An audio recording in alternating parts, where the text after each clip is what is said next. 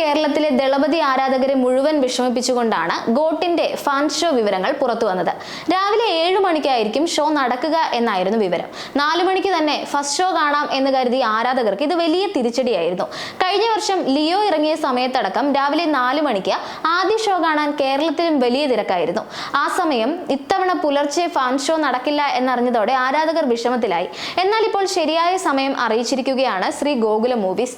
ഗോട്ടിന്റെ കേരളത്തിലെ വിതരണാവകാശം സ്വന്തമാക്കിയിട്ടുള്ളത് ഗോകുലം ഗോപാലിന്റെ ഉടമസ്ഥതയിലുള്ള ശ്രീഗോകുലം മൂവീസ് ആണ്. ലിയോയും കേരളത്തിൽ വിതരണം ചെയ്തത് ഇവർ തന്നെയായിരുന്നു. ഇവർ തന്നെയാണ് ഇപ്പോൾ ഫാൻ ഷോയുടെ സമയം പുലർച്ചെ 4 മണി തന്നെ ആക്കിയിട്ടുണ്ട് എന്ന വിവരം സോഷ്യൽ മീഡിയയിലൂടെ ആരാധകരെ അറിയിച്ചിരിക്കുന്നത്. ഇതോടെ ആരാധകർ ഡബിൾ ഹാപ്പി ആയിരിക്കുകയാണ്. തമിഴ്നാട്ടിൽ ചിത്രത്തിന്റെ ആദ്യ ഷോ 9 മണിക്കായിരിക്കും എന്നതാണ് ഏറ്റവും വലിയ പ്രത്യേകത.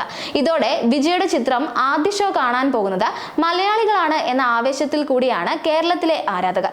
ഈ സന്തോഷങ്ങളൊക്കെ നടക്കുന്നതിനിടയിലും വലിയ രീതിയിലുള്ള ട്രോൾ മഴ വിജയും ഗോട്ടും സോഷ്യൽ മീഡിയയിൽ നേരിടുന്നുണ്ട്. വിജയുടെ പാർട്ടിക്കൊടിയുടെ പ്രഖ്യാപനവും ട്രോളുകൾക്ക് കാരണമായിട്ടുണ്ട്.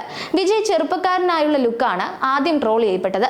ഗോട്ടിലെ സ്പാർക്ക് സോങ് പുറത്തു വന്നതോടെയാണ് തുടക്കത്തിൽ ട്രോളുകൾ സോഷ്യൽ മീഡിയയിൽ സജീവമായത്. ട്രെയിലർ കൂടി എത്തിയതോടെ വീണ്ടും ട്രോളുകൾ നിറഞ്ഞു. ഡി-ഏജിംഗ് ടെക്നോളജി ഉപയോഗിച്ച് വിജയുടെ ചെറുപ്പകാലം ചിത്രത്തിൽ കൊണ്ടുവരുന്നിരിക്കുന്നത് വലിയൊരു ശതമാനം പ്രേക്ഷകർക്കും അത്ര ഇഷ്ടമായിട്ടില്ല.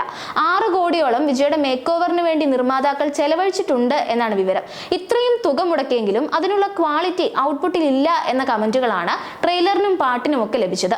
ഗോട്ട് ഒരു സാങ്കല്പിക കഥയാണെന്ന് സംവിധായകൻ വെങ്കട് പ്രഭു മുൻപ് പറഞ്ഞിരുന്നു. റോ ഏജൻസിയുമായി ചേർന്ന് പ്രവർത്തിക്കുന്ന SATS എന്ന തീവ്രവാദ വിരുദ്ധ സ്ക്വാഡിനെ ചുറ്റിപ്പറ്റിയുള്ള കഥയാണ് ദി ഗോട്ട് പറയുന്നത്.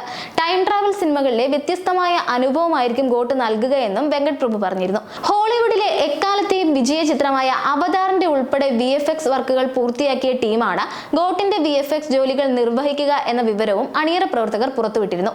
വിഷ്വൽ എഫക്ട്സിൽ വലിയ പ്രാധാന്യമുള്ള ചിത്രമാണ് ഗോട്ടെന്നും അതുകൊണ്ട് തന്നെ ഇത്രയും വലിയ ടീം സിനിമയിൽ പ്രവർത്തിക്കേണ്ടത് അത്യാവശ്യമാണ് എന്നുമായിരുന്നു നിർമ്മാതാവ് അറിയിച്ചത്.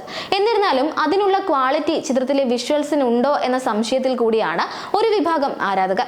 മീനാക്ഷി ചൗധരി, ജയറാം, സ്നേഹ, ലൈല, പ്രശാന്ത്, യോഗി ബാബു, VTV ഗണേഷ്, അജ്മൽ അമീർ തുടങ്ങിയവരാണ് ചിത്രത്തിൽ മറ്റ് പ്രധാന വേഷങ്ങളിലെത്തുന്നത്. ടൈം ട്രാവലിനൊപ്പം ആക്ഷൻ ത്രില്ലർ കൂടിയാണ് ഗോട്ട്. ഫ്യൂച്ചറിലേക്കുള്ള ടൈം ട്രാവൽ ആയിരിക്കും ഗോട്ടിൽ കാണിക്കുക. എന്തായാലും സമ്മിശ്ര പ്രതികരണം വന്നാൽ പോലും ഗോട്ട് ബോക്സ് ഓഫീസ് തൂക്കുമെന്നുറപ്പാണ്. ഗോട്ട് കഴിഞ്ഞാൽ ദളപതി 69 എന്ന ചിത്രമാണ് ഇനി വിജയുടേതായി ഒരുങ്ങുക. ഈ സിനിമകളോടുകൂടെ താൻ അഭിനയം നിർത്തും എന്ന് വിജയ് ഔദ്യോഗികമായി അറിയിച്ചു കഴിഞ്ഞതാണ്. ആരാധകർ ഈ സിനിമകൾ അക്ഷമയോടെ കാത്തിരിക്കാൻ കാരണങ്ങളിലൊന്ന് ഇതുകൂടിയാണ്.